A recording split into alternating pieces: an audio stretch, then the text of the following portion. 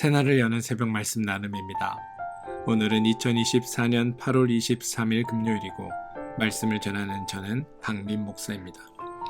오늘 우리가 함께 나눌 말씀은 열왕기 하 9장 14절로부터 열왕기 하 10장 36절까지 말씀을 전체를 범위로 하겠습니다.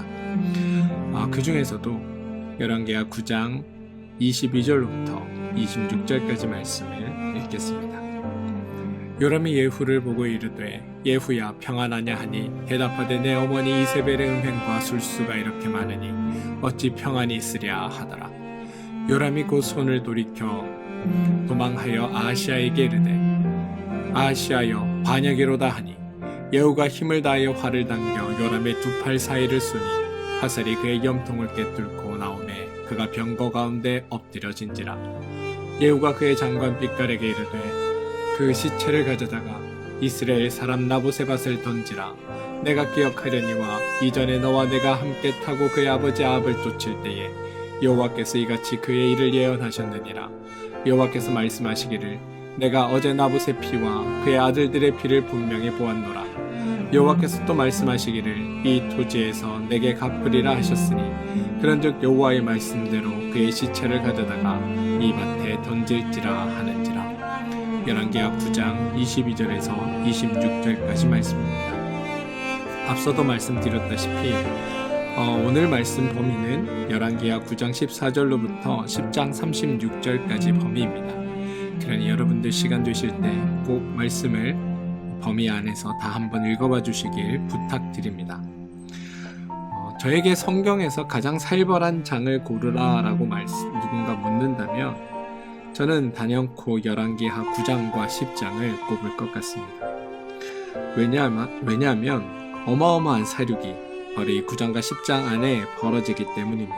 9장 24절에서 이스라엘의 여호람 왕이 살해되고 27절에서 유다의 아하시아 왕이 살해되고 33절에서 이스라엘의 대왕 대비인 이세벨이 살해되고 10장 7절에서 아합 왕의 아들 70명이 살해되고 11절에서 이스라엘 지역에 남아있는 아합 집에 속한 자 귀족들 신뢰받는 자들 제사장들이 살해되고 14절에서 유다의 아하시아 왕의 형제 42명이 살해되고 17절에서 사마리아 지역에 남아있는 아합에 속한 자들이 살해되고 25절에서 바알의 선지자들이 살해됩니다. 확인된 숫자만으로 보면 왕이 2명이고 선대 왕비가 1명이고 왕의 아들들이 70명입니다. 그리고 나머지는 얼마나 죽었는지 헤아릴 수조차 없습니다. 그리고 이 사륙의 주인공이 바로 예후입니다. 북왕국의 쿠데타가 총 9번 일어납니다. 쿠데타가 일어나면 당연히 정적들을 숙청하는 사건이 이어집니다. 그렇다고 해도 예후의 경우는 대단히 심합니다. 단지 북왕국만 해당하는 것이 아니라 남왕국까지 연결되어 있기 때문입니다.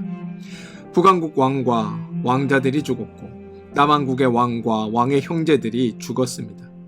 남왕국과 북왕국을 모두 쑥대밭이 되어버린 겁니다.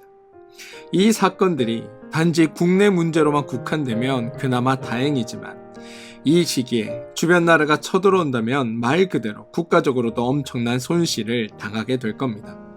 그리고 실제로 그렇게 되었습니다. 그런데 여러분, 이 사건들의 시작이 어떻게 되었는지를 한번 돌아보길 원합니다. 이 사건들의 시작은 하나님께서 예후를 왕으로 세우신 것에서부터 시작됩니다. 게다가 이스라엘을 침략하여 많은 영토를 빼앗은 이방의 왕 하사엘도 하나님께서 아람의 왕으로 세우신 왕입니다.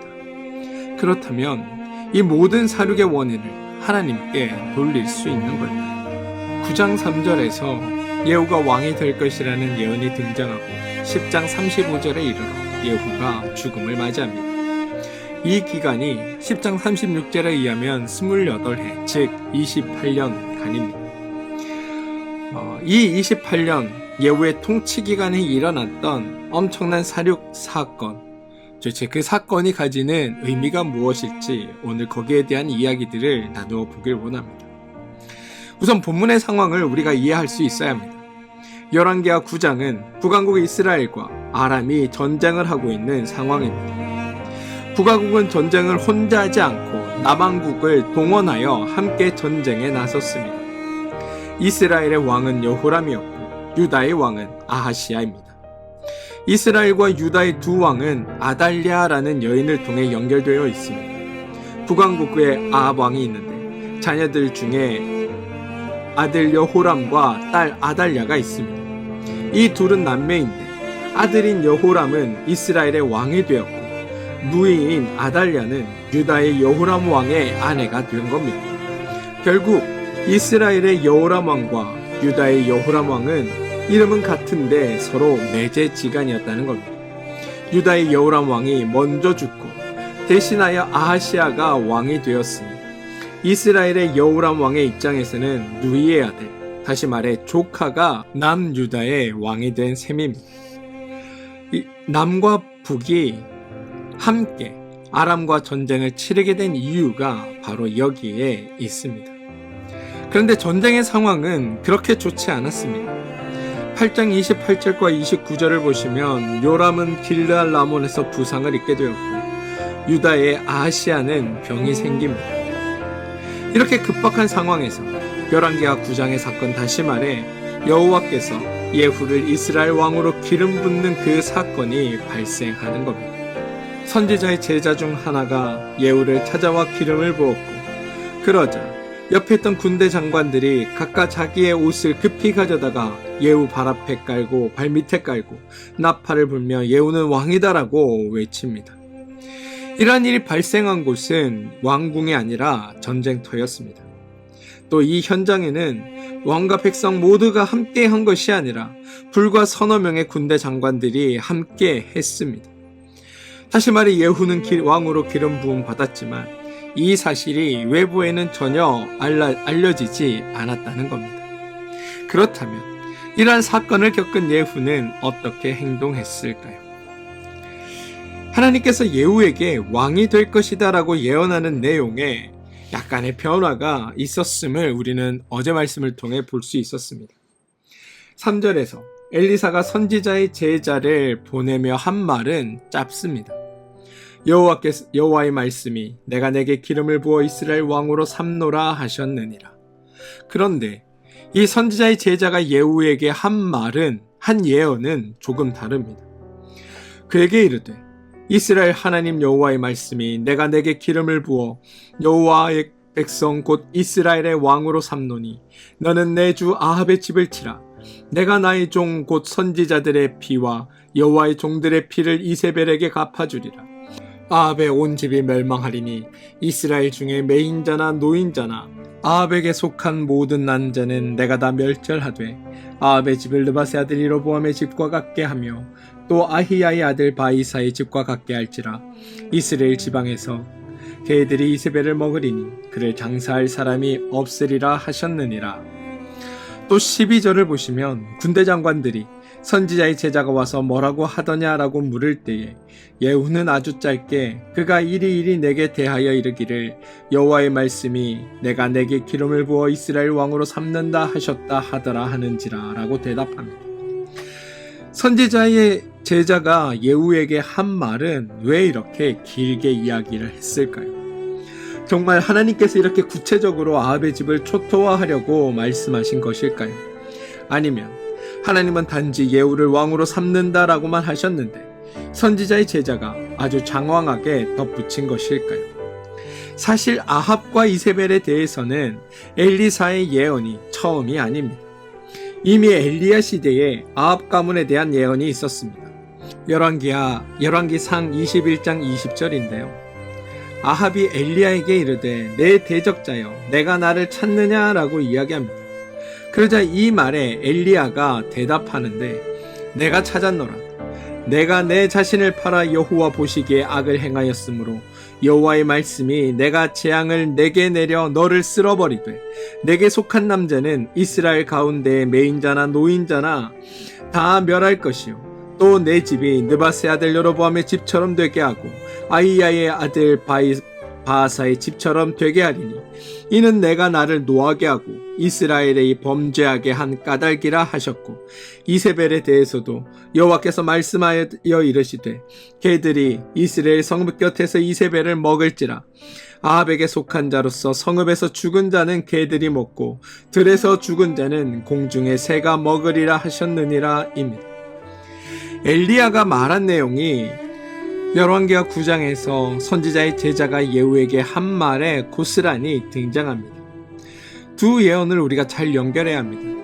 단지 두 번의 예언이 나온다는 정도가 아니라 그 내용도 매우 일치하기 때문입니다.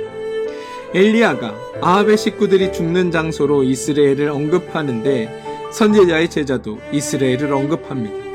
그리고 실제로 여호람이 병들어 피신한 곳이 이스라엘이고 실제로 그가 죽는 곳도 이스라엘입니다. 그러므로 예후에게 예언을 했던 그 사람이 자신이 엉뚱한 말을 거기에 첨가하여 예언한 것이 아니라는 것이 여기에서 밝혀집니다.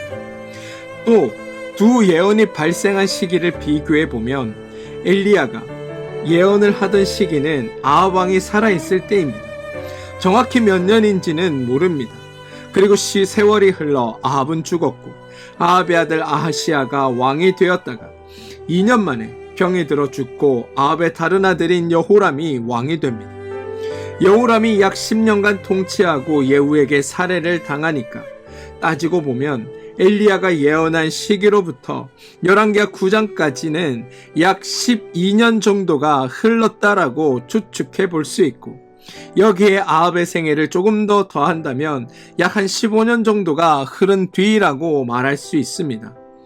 따라서 15년 전에 엘리야를 통해 선언되었던 그 예언이 오늘 선지자의 제자를 통해 예후에게 선언되었고, 그 예언이 오늘 이것 가운데 이루어졌다라는 게 성경의 이야기라는 겁니다. 우리는 아합 집안에 대한 하나님의 말씀을 하나 더 점검해야 합니다. 두 번에 걸친 예언에 이어 모든 것이 끝난 후에 하나님의 말씀이 다시 등장하는데요. 열왕기하 10장 30절을 보시면 여호와께서 예후에게 이르시되 내가 나 보기에 정직한 일을 행하되 잘 행하여 내 마음에 있는 대로 아합의 집에 다 행하였은즉 내 자손이 이스라엘 왕위를 이어 4대를 지내리라 하시니라입니다. 아주 단순하게 생각하면 하나님께서 예언하셨고 그 예언하신 대로 이루어졌다라고 말할 수 있을 것 같습니다. 또한 예후가 비록 살인을 하고 한 왕족의 씨를 말려버리는 행위를 했지만 이것은 하나님의 말씀대로 잘 순종한 것이니 그 보상으로 하나님께서 4대에 걸친 예후의 왕위를 보장해 주었다고도 말할 수 있을 것 같습니다. 그런데 여러분, 이렇게 우리가 말씀을 해석하면, 이런 식으로 말씀을 설명하면 큰 문제에 직면하게 됩니다. 그럼 하나님께서는 의도적으로 아합의 가문을 몰살시킨 것인가? 하나님께는 그럴 능력과 권세가 있는 것 맞습니다. 그런데 그렇다고 그런 권세와 능력을 사용하여 그냥 하나님의 뜻에 맞지 않는다고 그냥 그렇게 하나를 다 없애버려도 되는 건가라는 건 또 다른 문제이기 때문입니다. 따라서 우리는 말씀을 그렇게 이해하면 안 됩니다. 우리가 흔히 하나님께 불순종하는 사람에 대해서는 하나님께서 큰 벌을 내리시고 심판으로 저주를 내린다고 말합니다. 그런데 여러분, 그건 이방신들이나 하는 짓이지 하나님은 그러지 않으신다는 사실을 우리는 알고 있어야 합니다. 만약 하나님께서 정말 아합의 집을 몰살시켰다라고 말하고 싶다면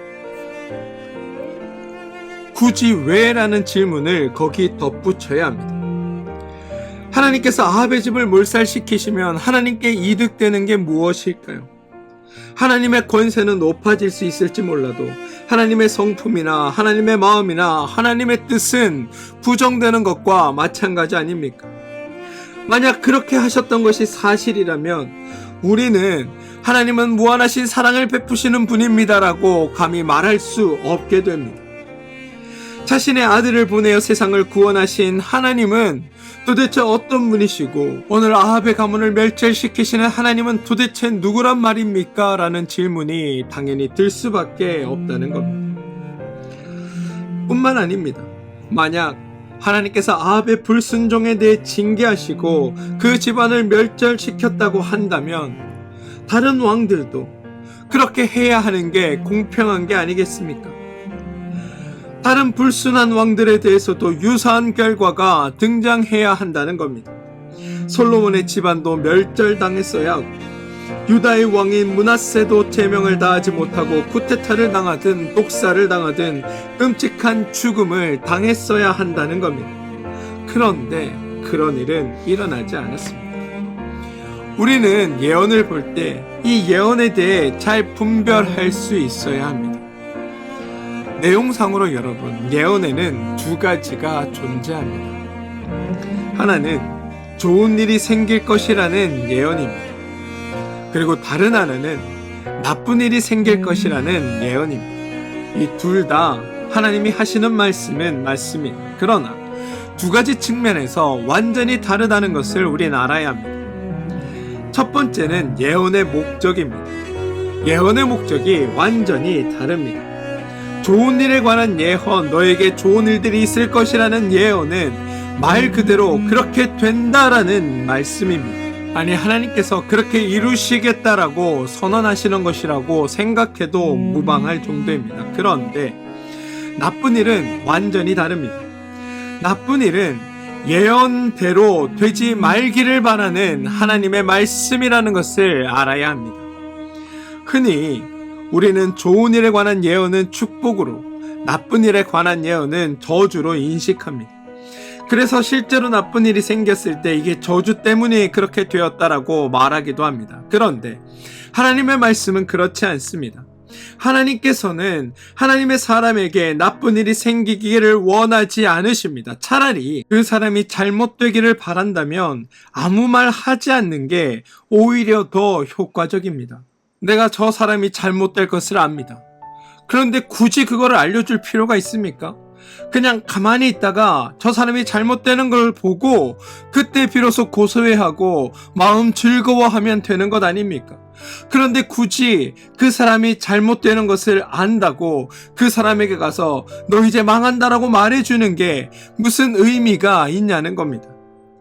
그냥 그건 그 사람이 잘못되기를 바라는 것이 아니라 너의 앞에 불행이 있고 너희 앞에 괴로움이 있고 너희 앞에 너를 망하게 하는 일이 있으니 지금이라도 돌이켜 그런 일을 겪지 않도록 하려고 하시는 하나님의 마음 때문임을 우리는 알아야 한다는 겁니다. 게다가 하나님은 한 번만 말씀하지 않으십니다. 도리어 그 사람이 여러 번 반복해서 알도록 2번, 3번 반복하여 알려줍니다. 아합의 집의 경우도 마찬가지입니다. 2번, 3번 행여라도 잊었을까봐 반복해서 알려주십니다. 왜일까요? 반드시 일어날 일이니 너는 이 저주에서 벗어날 수 없다. 내가 네가 고통스러워하는 것을 보고 즐거워하겠다. 이런 마음으로 얘기해 주셨을까요? 아닙니다. 이 저주로부터 제발 피해라. 피해라 제발. 네가 이 저주에서 벗어나라. 이 마음으로 말씀해 주시는 겁니다. 하나님은 좋은 일의 예언이 이루어졌을 때 하나님은 말씀대로 이루어졌다고 기뻐하시지만 나쁜 일의 예언이 이루어졌을 때 하나님은 말씀대로 이루어졌음을 슬퍼하시는 분이 우리의 하나님인 것을 우리는 알아야 한다는 겁니다. 그래서 예언의 두 번째 특징이 여기에서 드러나는 겁니다. 바로 예언을 이루는 주체입니다. 좋은 일의 예언을 이루시는 주체는 바로 하나님이십니다. 하나님이 그 일이 너희 가운데 있게 하겠다. 그 일을 너희 가운데 이루겠다라고 선언하셨기에 그 일은 반드시 하나님이 우리 가운데 이루어 주시는 일로 우리 앞에 결과로 나타나는 겁니다. 그런데 나쁜 일의 예언의 주체자는 하나님이 아니라 그 사람, 바로 당사자입니다. 그 사람은 나쁜 결과가 올 수밖에 없는 죄나 악을 행하고 있습니다. 멀쩡했는데 예언을 듣고 특별하게 이상한 행동을 하는 것이 아닙니다. 이미 그가 하고 있는 행동이, 그가 하고 있는 그 일이 그 결과를 내포하고 있는 겁니다. 하나님은 그 결과가 무엇인지를 아시기에 미리 알려주면서 그것으로부터 피하기를 원하고 계시다는 겁니다. 그 일이 원인이 되는 행동을 멈추라고, 그 일이 가져올 결과를 아시기에 그 일을 시작도 하지 말라고 말씀하고 계시다는 겁니다. 참 신실한 사람이었는데, 참 좋은 사람이었는데, 참 선한 사람이었는데 하나님이 그 사람을 저주하셨다고 해서 그 사람이 망하는 경우는 성경에 없습니다. 하나님이 말씀하셨다고 해서 하나님이 망하도록 역사하시거나 몰살당하도록 치리사륙을 행하시는 경우란 없다는 겁니다. 하나님께서 예후를 왕으로 세우셨습니다. 하나님의 의도가 무엇이겠습니까? 아합의 집을 몰살시키는 것이 하나님의 의도였겠습니까? 아닙니다. 하나님은 아합이 왕이 되든 예후가 왕이 되든 하나님에게 있어서는 새로울 것이 없습니다. 하나님께서 아합에 대해 실망하시고 예후에 대해서는 희망을 가지실까요? 그렇지 않습니다. 하나님께서 보시기에 아합이나 예후나 다를 바 없습니다. 그렇다면 왕을 교체하려는 하나님의 의도는 새로운 왕을 통해 나라를 분위기를 바꾸는 것이 아니라 백성들로 하여금 하나님을 알게 하기 위함이라는 사실을 우리는 알아야 하는 겁니다. 하나님이 계시하는 것, 하나님이 스스로 자신을 알리시는 것, 이게 하나님의 의도이시고 목적입니다.